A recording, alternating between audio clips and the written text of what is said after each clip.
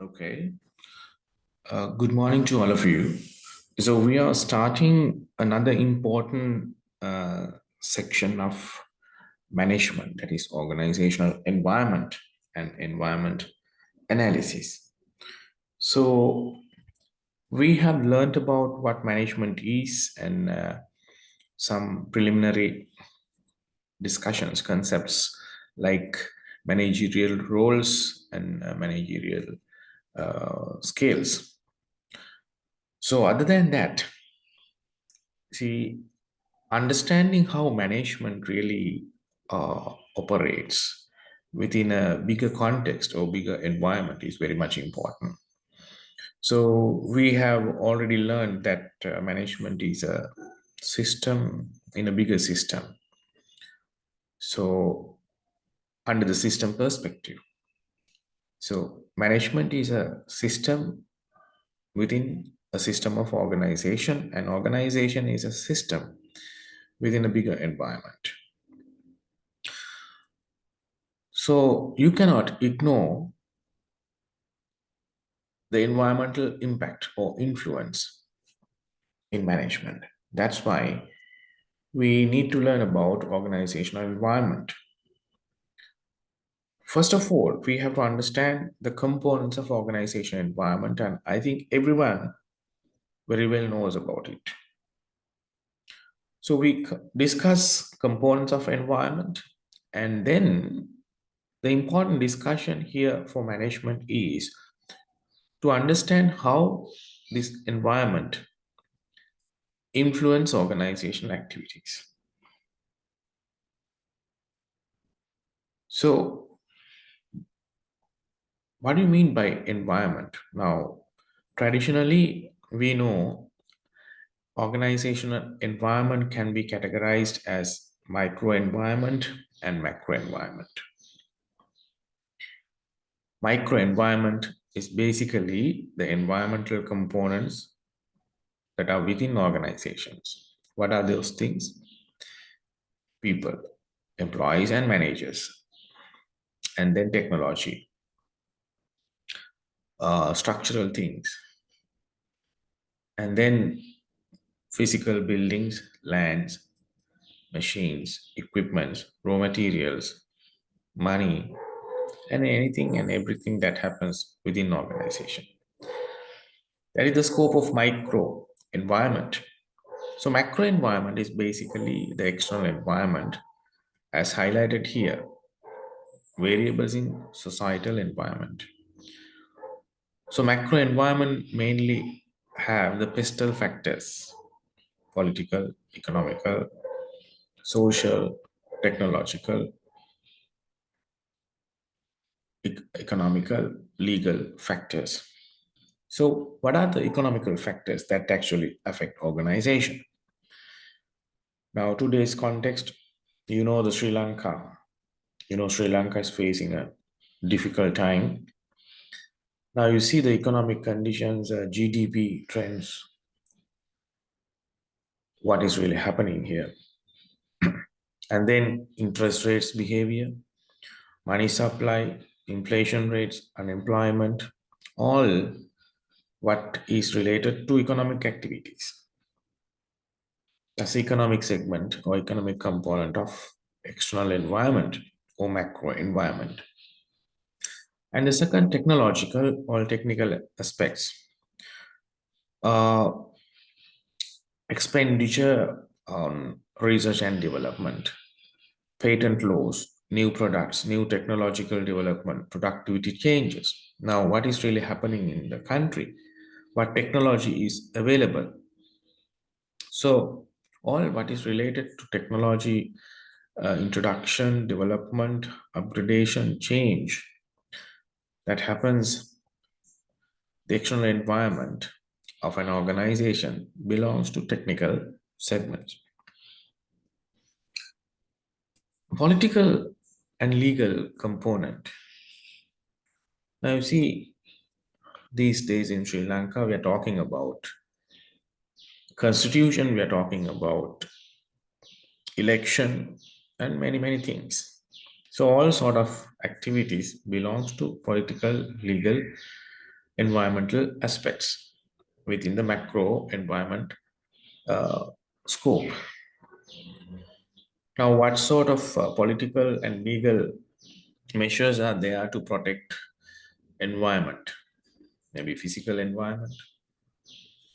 And what is the tax law? Now, there is a big hahu in Sri Lanka regard to the tax that definitely implicate in organizational aspects, foreign trade, and the law of human resource management, government stability. So all matters a lot in Sri Lanka for businesses today.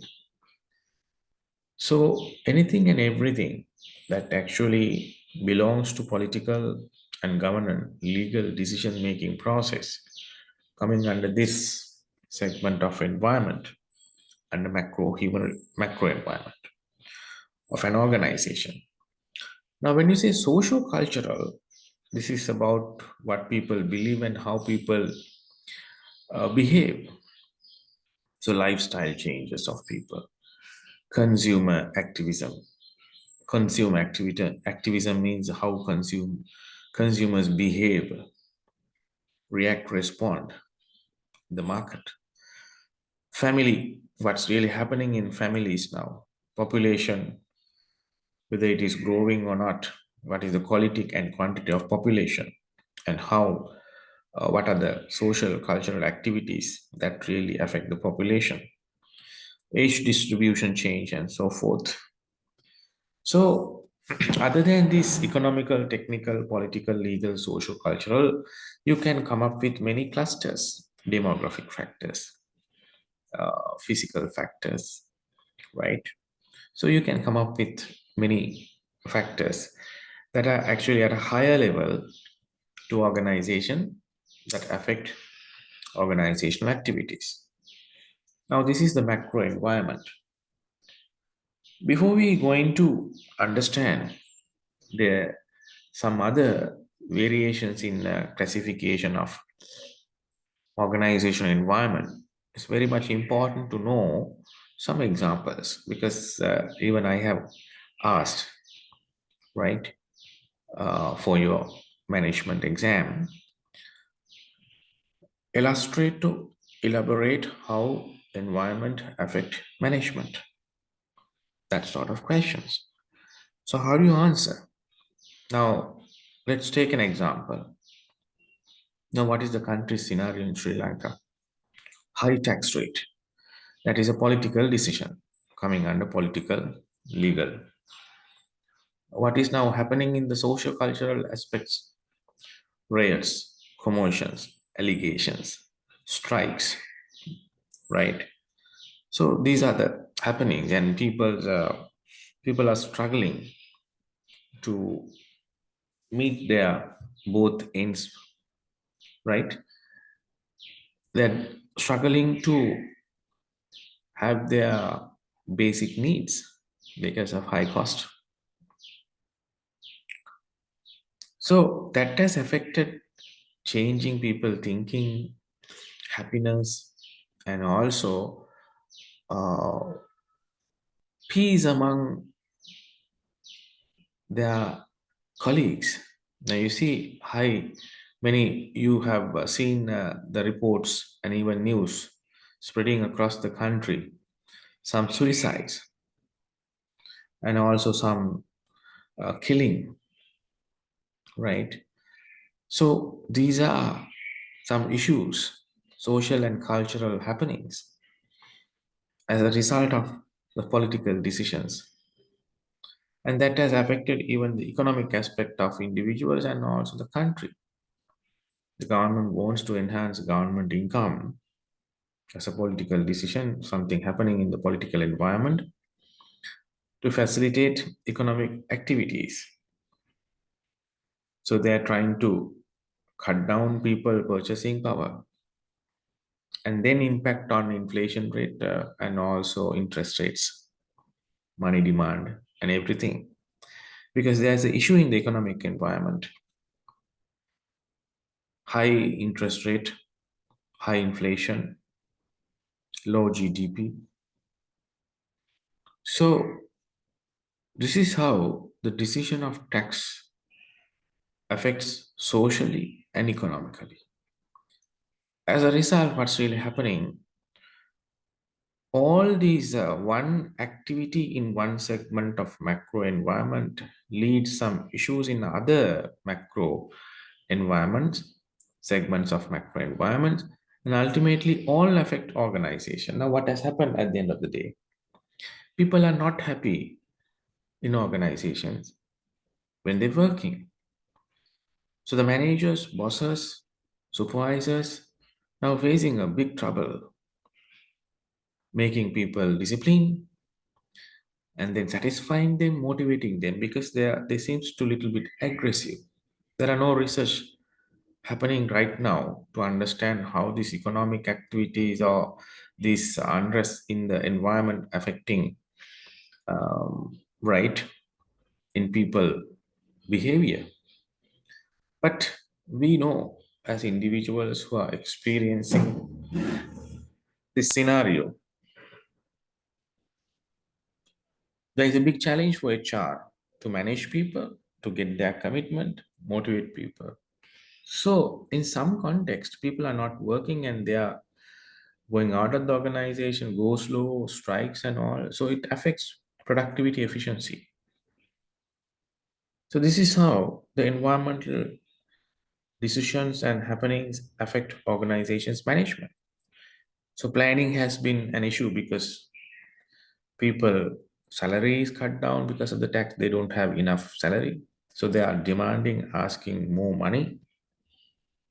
In some cases, because of lack of money or salaries or rewards, people are trying to, you know, find some good places. Some are leaving the country, some are leaving some industries, some organizations. So it has created the turnover, right?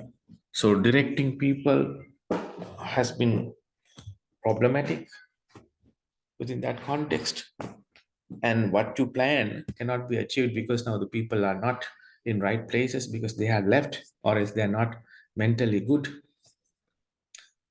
So these are some issues that environmental happenings challenge or affect planning, directing, leading and controlling in management. Now out of control, most of the time people uncontrollable. I see many uh, employees from many sectors today are on a strike, right? A mega strike that's happening. Some are participating uh, in this strike, some are actually demonstrating their objections to this tax law, right? All these things by launching protests here and there. So, as a result, what is now happening in organizations, the control has been problematic, right? This is how the environmental happening influence each other environmental factors and ultimately impact on organizations' activities, planning, directing, controlling, organizing. Right now, the education ministry is facing a problem because now teachers not are not engaging in A-level paper marking, so they are organizing in education ministry or related other entities has been failed now. It's not happening. So they have not been able to control the process, timing of results issuing, paper marking, those things. That is how environment affect control. So you should be able to take some real term examples to show how environment affect organization and management, right? You can take a scenario like this and pick up a industry or a particular organization and see how the environmental components dynamically affect the management. Right.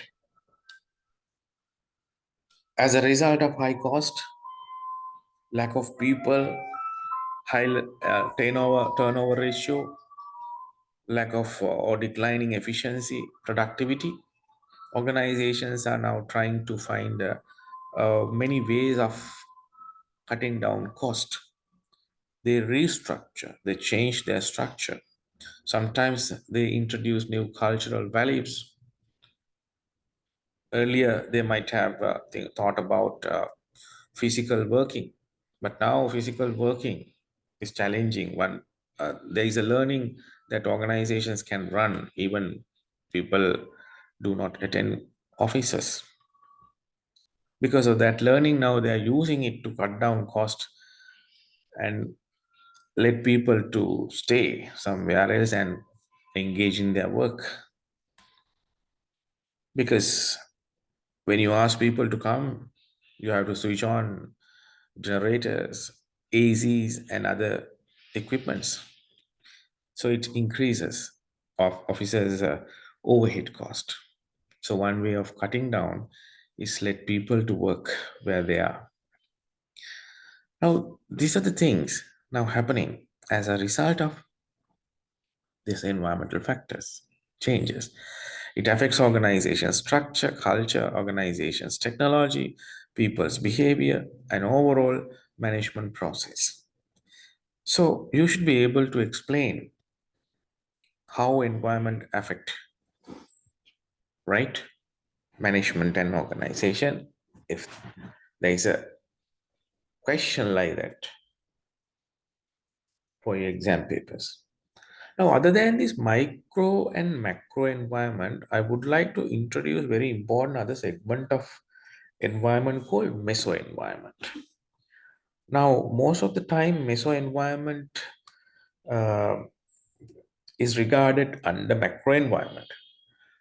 It is not dealt separately, but I emphasize the need of highlighting separately the importance of meso environment. Now, what do you mean by meso? Meso means actually in between.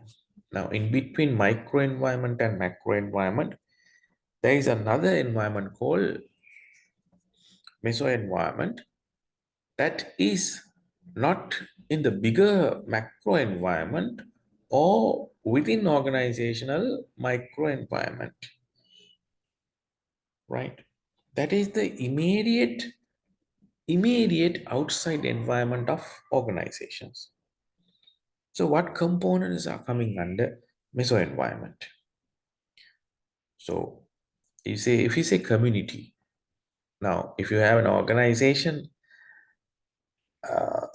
set up or establishing somewhere else, there is a community engaging. So community is an immediate outside organizational environmental component. And then the local politics, right? Administration system, legal system, political system of that particular region, particular area among the particular community, also a meso factor. And then organizations produce a product or service and they involve in a particular industry. We call tourism, agriculture, export, or apparel, right? Construction. So when you say a particular industry of an organization, that we can regard as a meso environment. So why do you want to understand these segments, as I earlier mentioned, industry, community, local politics, local socio-cultural factors, even local physical environment? Why do you want to consider those things separately? That's a very question. Because the economic factors you cannot somewhat control, and it's happening in a larger, bigger area, and that affect organization through meso factors. through meso factors. But organizations sometimes can have a control to change the meso factors or influence the meso factors. Ignorance of meso factors creates a lot of unnecessary challenges to your management within your microenvironment. For an example, suppose what happened during the COVID. Now, when the COVID started spreading across the country, some industries implemented very strict measures to control the spreading of COVID, right? Within internally, they introduce distance working, 1 meter distance, sanitization, using sanitary other equipments, face masks, a lot of things. And they develop a different culture, working culture. They introduce different sort of law, policies, procedures, rules, regulations, right? That's a positive thing. Going beyond that, some organization involved in community development, community awareness, how to protect against this COVID, and then community help process to give quarantine facilities, sometimes the foods and other necessities, right? And then they worked with police and also Grama Sevaka, Hamaduru, or any other religious entity in the community, because to make sure the community take initial responsibility to avoid this spreading of COVID. That is how organization can involve or change, control, influence the meso factor. So this is a community factor, right? Sometimes some organizations work with local politicians and the health entities, right? And then the legal entities to proactively address this to safeguard the industry and also the community. In some industry, they took special measures, laws and regulations like in apparel industry, how to make productions, how to arrange shifts, how to call for people for work, right? These things industry-wise, they had their own norms. Even in tourism industry, the hotels were converted to quarantine centers, right? And then the whole industry started working towards these new missions under a new set of protocols, and the government also helped to uh, to guide them how to facilitate it, how to implement it. So this is how organizations influence the industry also, right? Now, these are some examples that actually highlights the entities or components of mesoenvironment and how organizations can influence the mesoenvironmental factors, because the mesoenvironmental factors greatly affect organizational factors. Now, one of the uh, in Minuanguda area, one apparel industry did not take any measures, but the COVID spread it to the country. I think the second wave started from that particular organization's employees because they haven't taken any uh, proactive measures. So as a result, what happened? Organizations led issues to community, and then the community again created a mess, right? To other communities, other regions, and also these particular organizations, right? So industry, community, local entities like local culture, local society, local demographic factors, local politics. These are very much important for organizations, because if organizations can think big when they plan, when they organize, when they direct people, and when they control the activities, resources, and people within organizations. So if they deal with the meso factors, they can be very successful. They can be very successful. Now, another example of this dealing with meso environment is some organizations, some industries, even in Sri Lanka, even out of the country, they are doing recruitment not for companies but for industry. So the companies who are in that particular industry do the recruiting, branding, uh, creating awareness of the community, not to recruit for particular company but for promoting the industry. For an example, all involved in apparel industry can create a good awareness and also a branding, implement or launch a branding mission to brand the apparel industry among others. So they call for people, apparel industry is a very good industry that you can survive and you can satisfy by achieving all your needs and goals, right? So all companies in that particular industry promote the industry. So that is about management doing not within organization, but in the meso environment, right? Now, what I wanted to highlight was that other than the micro environment and macro environment, the environment is very much important for management. And the failure of most of the management problems or the activities is ignorance of this meso environment. If you properly manage the meso environment, so you can get back positive impact through meso environment.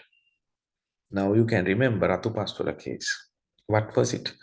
Organization did not have proper um, uh, measures to protect environment, so they polluted the immediate meso environment, that is the local community and also local physical environment. What was the result? The community reacted negatively.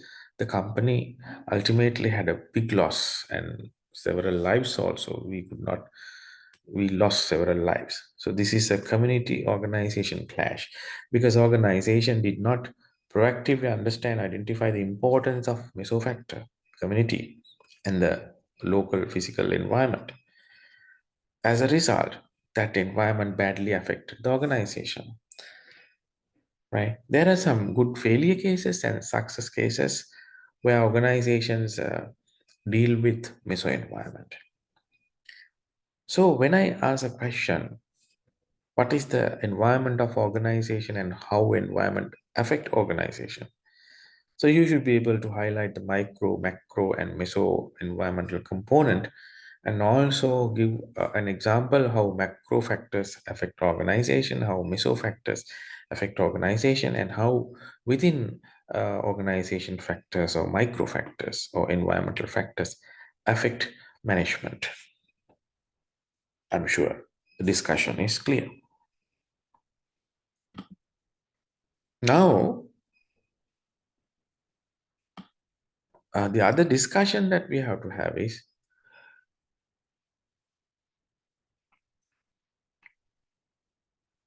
how you understand the environmental trends. Now, let's consider the internal environment first. Internal environment. Now, within organization, we have main four factors. Under main four factors, you can identify the critical segments of microenvironment. Structure, culture, task, people. Structure means all what people have created within organizations, the layout, architectural design, lands, buildings. Other than that, organization hierarchy, structure, reporting style, job designing, responsibilities, how the responsibilities have been divided, among others, how the organization has happened within the organization. This belongs to structure. And the other thing is culture. Culture means what people believe or what people value. Now, you see, the culture is demonstrated by dress code and the way of behaviors, practices. So that is another important component of microenvironment, internal environment. And then the task. Task means what organization actually do. Maybe their main process, main procedure, technology, main operations, all belongs to and related thing belongs to task, right? And then the people, number of people and the quality of people. Maybe managers, top managers, owners, employees, your security guard, and other people. What is their quality? Quality means their competencies, right? So the structure, culture, task, people are the main pillars of internal environment, right? That actually take resources from outside. Resources can be physical resources or monetary resources, right? So organization resources capabilities, the way that organization configures and coordinate, the structure of organization and the characteristics of its, and the performance of organization all belongs to internal environment, right? Now I gave a guideline, I mean kind of a formula to understand the entities or segments or the components of internal environment. Anything that belongs to structure, anything that belongs to culture, anything that belongs to tasks, and anything that belongs to people within organization, plus resources that organizations hire, take in from outside. This is the scope of internal environment. Now, as I earlier mentioned, the macro, meso, micro component. Now, when I do human resource management, I deal with another uh, segment of environment that is called mini micro context. Mini micro context. So, mini micro context is the entity within the organization that is actually considered. For an example, if suppose that you do a human resource management, if you are a human resource manager and your team, that manager and HR team is identified as a mini micro entity within the micro environment. The micro environment is the whole organization. Under that, suppose that you try to consider HR, so HR and HR team becomes mini micro. Suppose that you consider production, then the production, that entity, focus of discussion, the point of discussion, the entity of discussion, that production team can be identified as mini micro entity. So each and every section, each and every department, each and every team and an individual can be considered as mini micro entity.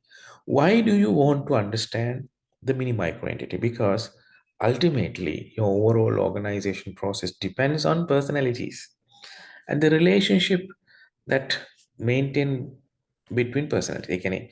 What I'm trying to say is you can have good structure, culture, and also hire good people. What will happen if your personalities of people, knowledge of people, skills of people, or relationship among your team members, or as your overall performance of your particular department, what will happen if they go down? If they go down, you can't see good results in other environmental components of microenvironment or within the organization. That's why it's very much important to talk about mini micro component also, right? So the overall vision of the organization depends on the owner's philosophy.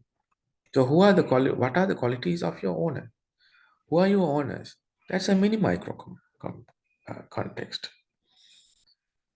Who is doing your HR? What is the personality of HR? Is he a right person with the right competencies, skills to do HR or wrong? So that's your mini micro context. So when you analyze now, after you learning your environment as macro, micro, meso, and mini micro, when you make a decision because you have problems or you have some high level goals, either to resolve a problem or else to go for a higher level outcome, you have to analyze your environment. That's the point. If you have to analyze your environment, better before analyzing, you have to understand what are the components. Now you know the components, environmental components. What are those things? Mini, micro, macro, and meso. Why do you learn these entities or the players in the environment? Because any problems within organizations, any hurdles, any barriers that you confront within organization is stimulated either by these environmental factors. Maybe it's a impact of macro environment, or it's an impact of a micro environmental component, or it's an impact of meso environmental component, or else it's an impact of mini micro environmental component. So once you understand this, your analysis will be very effective. For an example, suppose that your organization is having a problem. What is the problem? You targeted to have a 20% market growth, but now you have achieved only 5%. That means you have failed last year achieving 15% market growth. Now you analyze what is the reason for this. Now you see the economic downturn after pandemic, country is suffering. Yes, a lack of dollars, a high inflation rate, lack of fuel, and people's problems because of tax increase. All macro environmental factors have affected. Now you understood the players and you understood how they affected this market share. If the economy is not performing, people are not buying the products. So your market expansion also can be curtailed or be disturbed. That is one reason. And the other reason is now, suppose the industries, most of the industries are now shrinking, right? So some players, some organizations, now they have cut down their cost investment, target missions, and some are actually left the industry, right? So you see, you targeted to go for a 20% market share because industry was booming and industry was very prosperous. But now the industry is shrinking. So you don't get right raw materials because in industry now because of export say import control you don't get the raw material. So you don't have quality raw material. So industry is shrinking, right? So industry factor, meso factor also affected this 20% market or 15% market drop. What else? The micro level. What has happened the micro level? Well, most of your talented people have left the country. The remaining people are trying to find some other options and to enhance income by working part-time. So they don't want to stay much time within organization. They want to do some other work outside that gives some higher earnings than working here. So people are not not motivated, satisfied, and also they are not engaged very much. As well as there is a high level of turnover, and you have lost already some good talent. So you have a people problem now. So people quality and quantity is now not at the right point. That's a problem of your micro environment. The micro lack of people, right, has created this achievement because you don't have a proper sales force, so they are not making right sales, so you could not achieve that 15%. That was the reason, right? And that is how I can show the micro analysis. This is how you analyze the environment to that particular issue. And take another example, mini micro, right? Suppose that uh, the guy who is doing HR is basically, he was really successful when the economy was progressing, and he introduced training, he introduced trial and error method, he introduced technology, so people were happy, right? But now there is a economic downturn. So this particular HR manager has no experience of working or leading under these economic downturns. So he doesn't know how to motivate people when you have an economic downturn, and you don't know how to train people when you have economic downturn. Now, if you have economic progression, you have money and you can spend a lot of money on training. But now, economic under economic downturn, you don't have money, so still you have to do training. How do you train people if you don't have money? So that formula, this HR manager has not learned, because his experience is with big multinational companies, or working under situation of economic boom, right? So you see, under this economic downturn, HR manager's knowledge competencies has some problems. He doesn't know how to lead people, how to engage people, how to get the commitment of people. So it is a mini micro context issue that has, because of that problem, he could not lead his people, so that he could not, the overall organization could not achieve what they aspired to achieve as 20% market growth, but now only achieved 5%. The 15% lost was created even by this mini micro context of HR personality. Now you see, the loss of 15% has been attributed caused by macro environment, meso environment, micro environment, and mini micro environment, right? So this is the importance. First, you have to understand, recognize what are your segments of environment. Second, you have to understand what are the each and every powerful entities that are coming under each component of environment. Third, you should be able to understand how each powerful components entities affect your organization.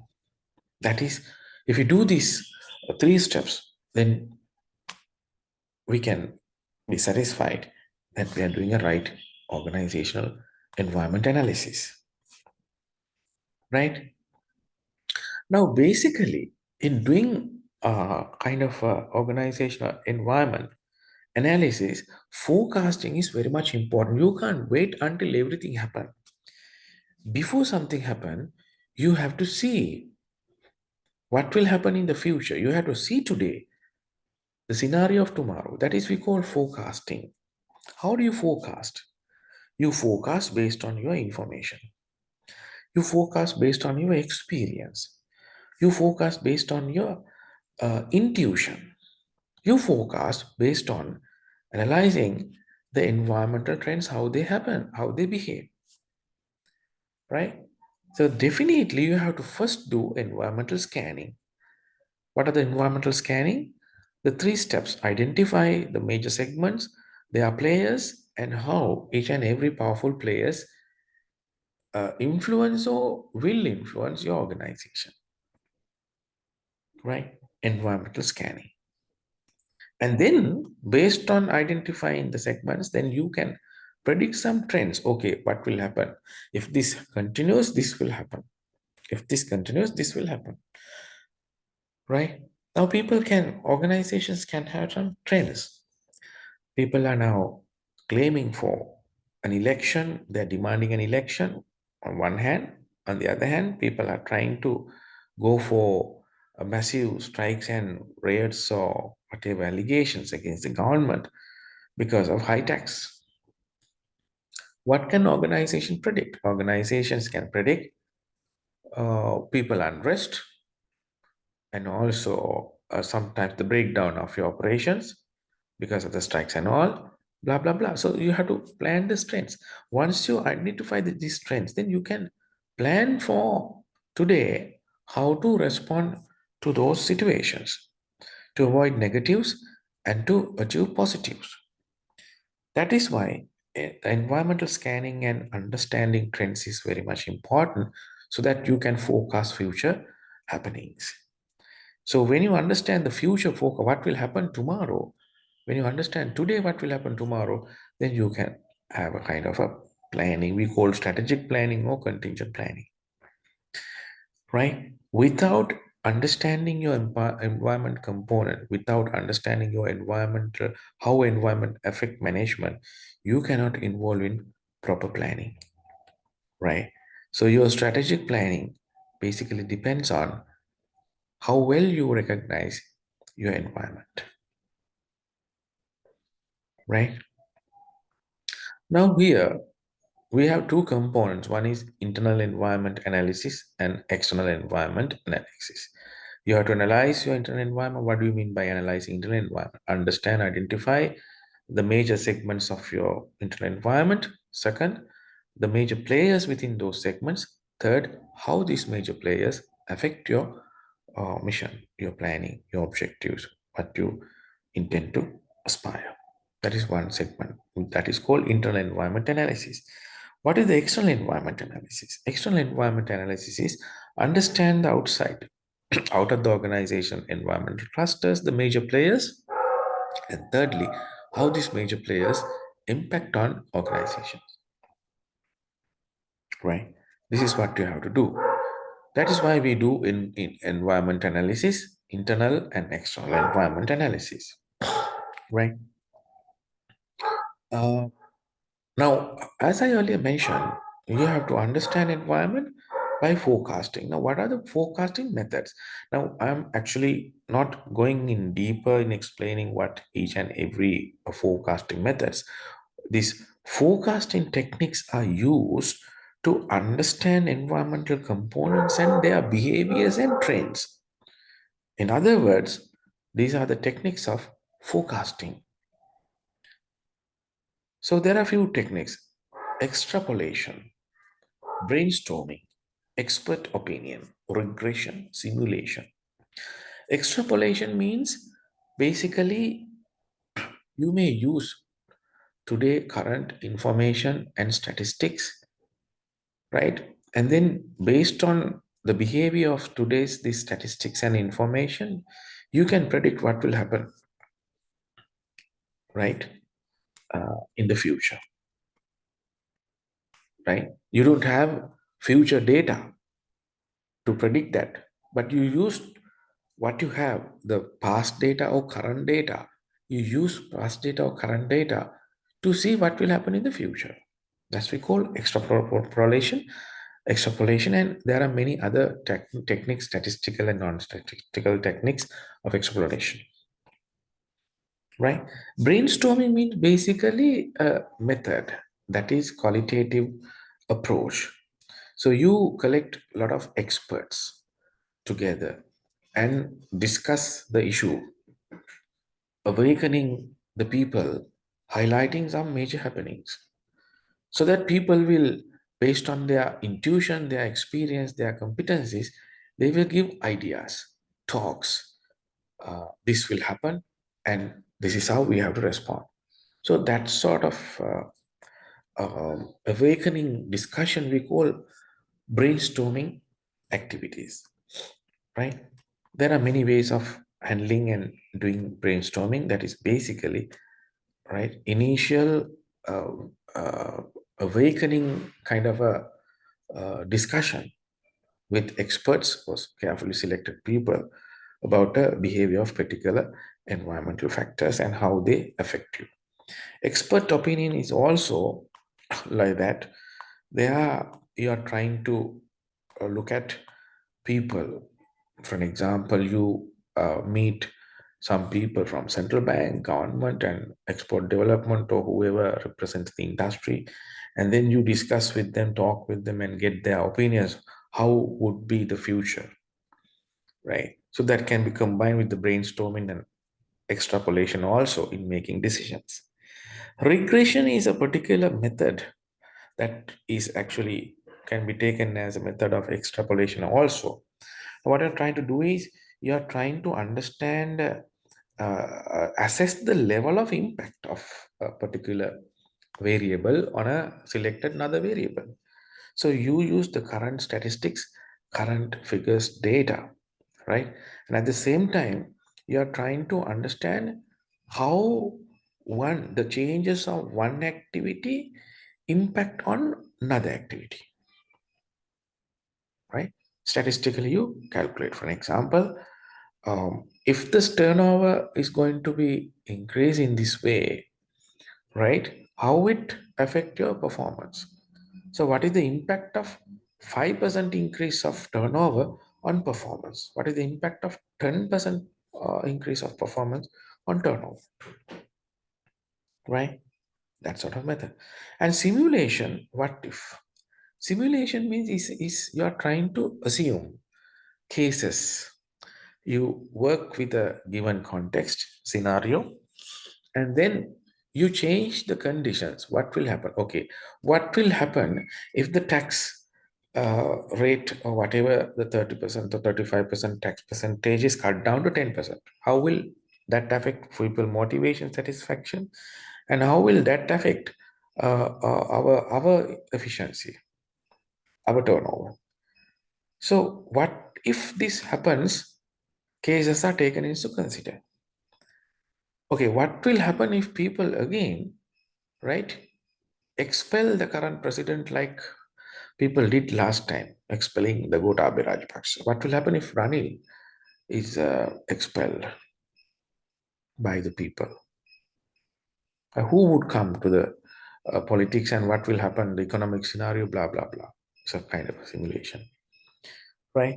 So what will happen? Central bank decrease interest rates. What will happen if you get IMF or China agree to absorb the pressure of this loan and release Sri Lanka on that case, right? So likewise, you can have this if condition uh, to deal with the macro environmental factors, asking what if these macro factors behave in this way, how it affect our organization.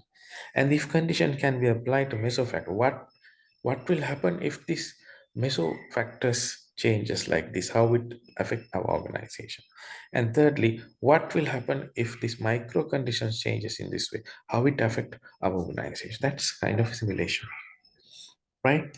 So what I'm trying to highlight is understanding environmental component, their major powers, and analyzing how they are affecting organizing. Very much important. There are some good techniques in understanding those trends. That is, we call forecasting environment and environment trends, right?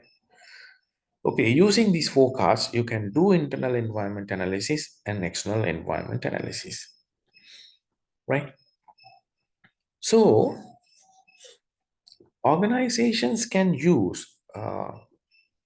some sort of models like of five force method, force driving method. This is basically dealt in marketing, right? So marketing means the one of the core segment of organizations. So the using the five forces uh, analysis is a one good analysis that you can use to forecast your environment and industry, right? So you definitely learn this under marketing. And I also can brief on this session how to do this, what you call the five forces analysis in management. Basically, I'm not going to do a detailed discussion on this, right? But I just try to create an awareness among you that environmental forecast can be done using some forecasting techniques and also models such as this five forces model. Those are applied in marketing. There, what you're trying to do is you try to understand the industry competition. You are playing in this industry. What is the competition of industry? What is the buyer's bargaining power and also the supplier's bargaining powers, and what sort of threats that you have from the competitors, and also who will enter in the future to this industry. By assessing all, now maybe you can take consider other stakeholders, but in most of the time, five force means potential entrants, substitutes, suppliers, buyers, and industry. When you analyze the behavior of these five factors, now maybe if you have some other important segment stakeholders like government, right? If you analyze these five or six forces, then you can understand what really happens, right, in your organization and the future. Based on that, you can have a proper strategic planning. Now you see, industry is a meso factor, buyer supplier meso factor, substitutes is basically meso, potential entrance is also meso. Stakeholders can be outside. The they are meso and also even some other coming from macro, right? So this five force model is basically a good model that analyze your meso environment, right? So now you have techniques and also model like five force model. Now there you see they're trying to understand, as I earlier mentioned, potential entrants, buyers, customers, suppliers, industry, all, right? When you're analyzing the potential entrants, you are trying to understand economies of scale, capital requirements, switching costs, access to distribution channels, etc. Right? So, since I'm doing a basic management, I'm not going to discuss in detail these segments. Therefore, what you need to get as an understanding from this is this five force model also can be used in management as a to forecast environment, right? How it operates, what are the major happenings within those contexts, that I'm not going to discuss in detail. Now you see the rivalry among existing firms, that is the basically the competition industry, what really happens.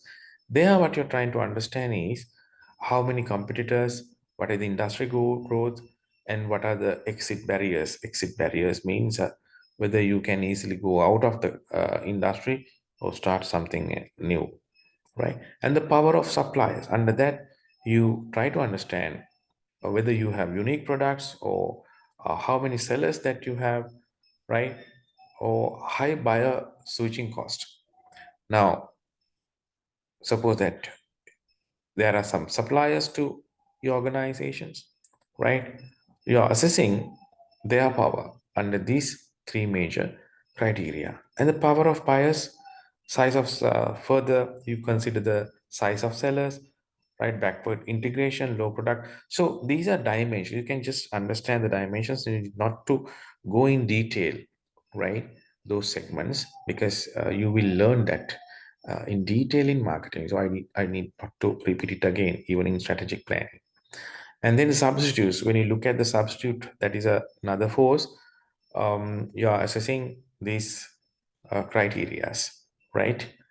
Uh, how close are they substitutes? Whether they are a very close substitutes or a very rare substitutes, right? They have considered about some examples. Tea, what are the substitute? Gasoline.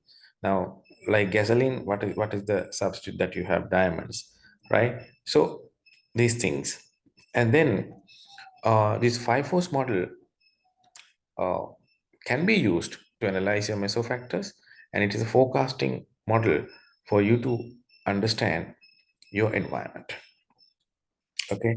Now, internal analysis basically can use these models and also the techniques, right? As a result, what you're trying to do is you are trying to understand your strengths, weaknesses, opportunities, and threats, right? Now, you see, you first analyze your global business and then what happens in global value chains, your resources and capabilities, right? Cultural and structural analysis. So when you are involving in a global setup, so you have to look at your global business first, right? Uh, the opportunities, resources, and also the culture and structure, right? And then you look at your global performance, right?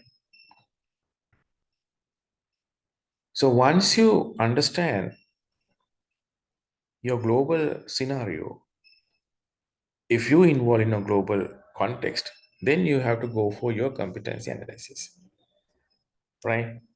Now, for an example, complexity, identifiability, imitability, durability, superiority, adaptability, customer orientation, right? Some criteria. For an example, if you have some set of core competencies to operate in this sort of global environment, you have to look at how elaborate is the bundle of resources and capabilities which comprise the core competencies. Now, each and every organization, when they operate in market, they have to have some core competencies. Some core competencies are very critical, very complicated. Some are very easy, very simple. That's why you have to understand whether this core competency is easily obtainable or else complex complex to obtain it. Right? Right? That you have to understand. So if it is easy, then you are not, if your competencies can be copied by others and it is simple, so you have to be very careful. Now, for an example, to understand the formula of a particular product like Coca-Cola, no one knows about it. Some are producing some alternative formulas, but still they are leading it, right? Because their competencies are really bundled. They are decided based on some specific resources and capabilities. And the other thing is identifiability means your competency, whether the competitors and others can easily understand, identify your competency or not, right? Imitability is also going with that, whether it is easily imitable by the competitors or not, right? Now, durability means there may be some competencies you can enjoy it for a longer time period or else very shorter time period. You can claim you can do something as this is my competency and I can enjoy my business like this, but someone else can do the same thing using another competency, another competency. So then it is not really viable for you to survive in the market because your competency uh, cannot be sustained. Someone else can do in a different way the same thing so that you can be eliminated from the market. Superiority, right? Is it clearly superior to the competencies of other? It means whether your competency is highly valuable and something outstanding, right, to what the competitors have. Adaptability, how easily can the competence be leveraged or adapted?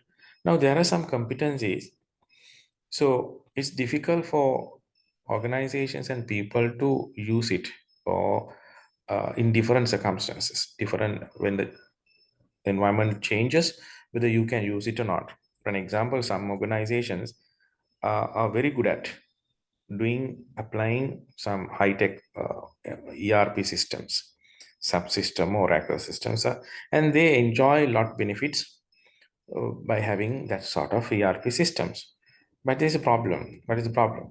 So when the circumstances changes, the environmental changes, whether there is a flexibility of changing that whatever the ERP systems to the new environmental context, there is a question. That's why some organizations they uh, implant, they establish ERP systems or whatever these high tech systems.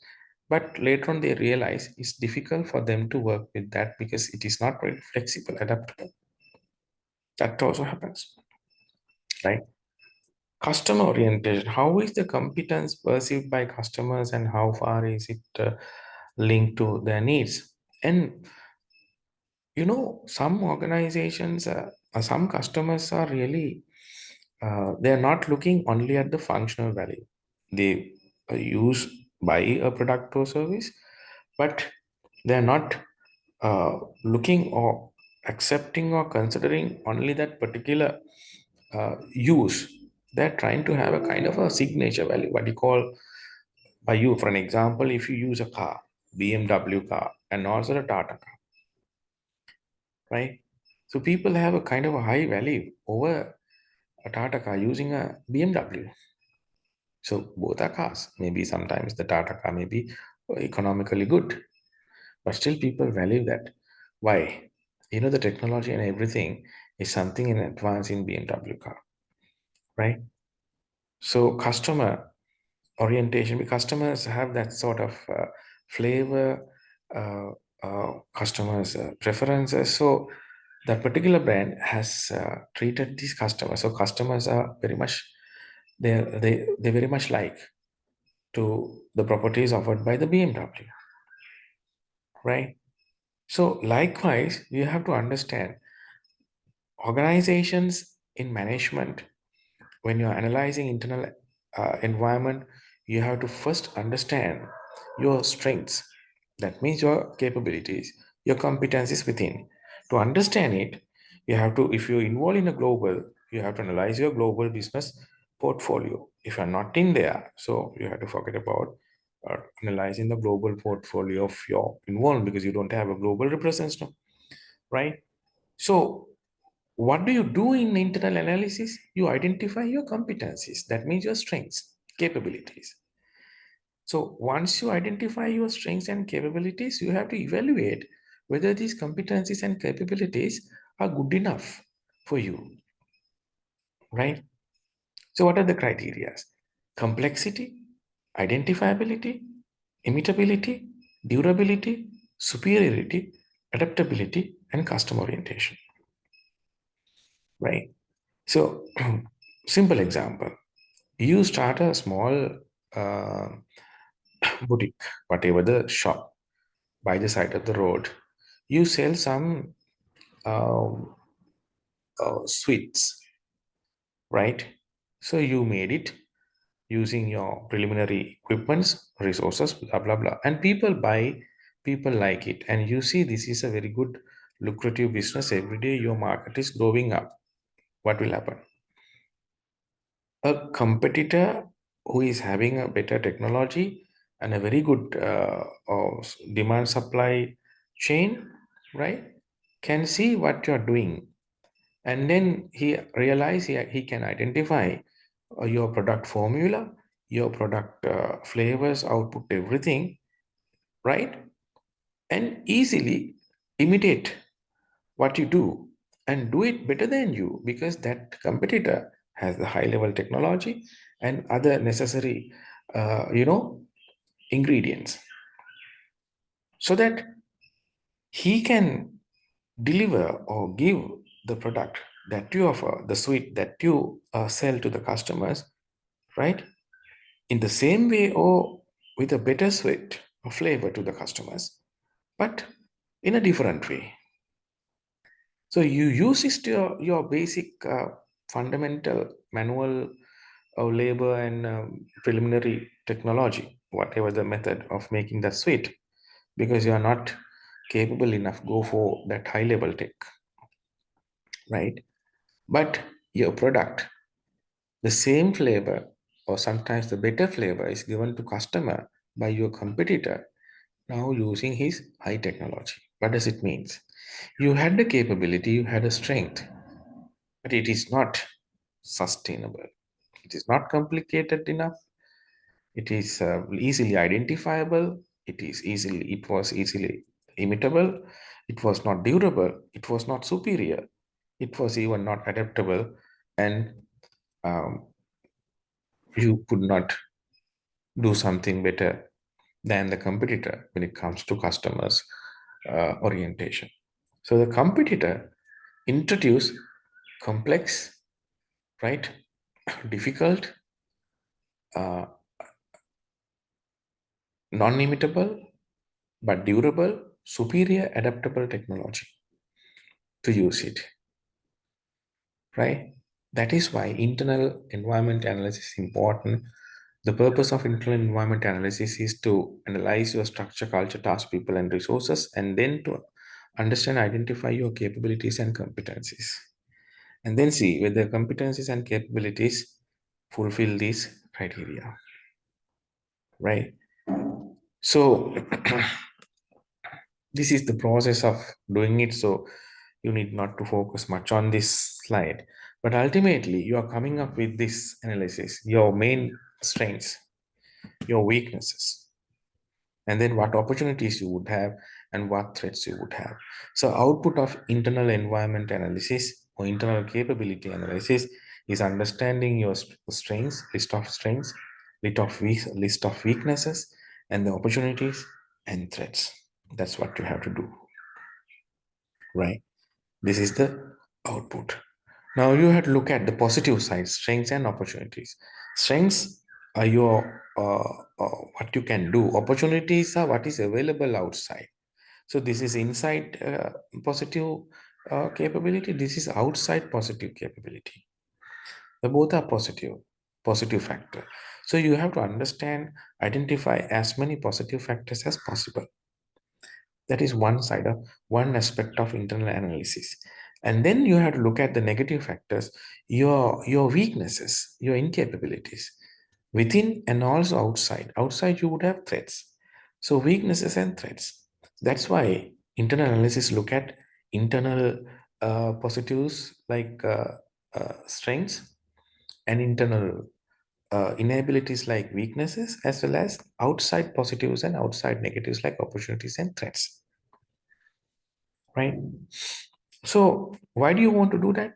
If you understand your weaknesses, using your strengths or opportunities, you can eliminate these weaknesses. If you understand threats, right, using your strengths or opportunities, you can neutralize these threats.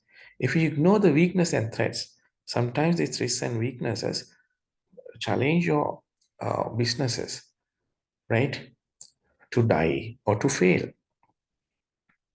right? That's why you have to do a proper uh, uh, SWOT analysis. Based on that, you will be able to have right set of strategies, right? Strategies. Now, some strategies we call strengths can be used to eliminate your weaknesses and threats. Some opportunities can be used again to eliminate your weaknesses and threats by stimulating your strength, right? So in simple way, internal environment analysis is looking at your capabilities, that is your competencies, right? So you identify them by understanding positive factors and negative factors, right? Positive factors are strengths and weaknesses. Negative factors are positive factors are strengths and opportunities. Negative factors are weaknesses and threats, right? So once you identify this, your SWOT analysis, internal positive factors and negative factors, then you will be able to identify right strategies, right? That is the purpose of doing internal analysis. So based on this SWOT analysis, we are calculating a matrix called internal fact analysis matrix and also the external fact analysis matrix. Internal factor analysis matrix, we basically use strengths and weaknesses. External fact analysis matrix, we analyze opportunities and threats. So internal, we have only strengths and weaknesses. External fact analysis matrix, we deal with opportunities and threats. So why do you have these matrices? Internal fact analysis matrix and external fact analysis matrix? Because we quantify our internal position and external position. That's very much important, right? So we have to have a detailed discussion on how to do this internal environmental analysis and external environment analysis using internal metrics and external metrics. And we have to look at why we have to quantify our internal environment and external environment, and what is the use or the purpose or the benefit of doing that. So we have to do that in a separate session. So what I actually tried to do, right, in this session to understand, to create an awareness about environmental clusters, major factors, and how those environmental factors may affect organizational management and organization mission. And then to introduce forecasting techniques, right? And also the internal environment analysis and external environment analysis, introducing the SWOT analysis. Right? So we will um, do another session on how to do internal environment analysis metrics and how to create the external environment analysis metrics. Thank you very much.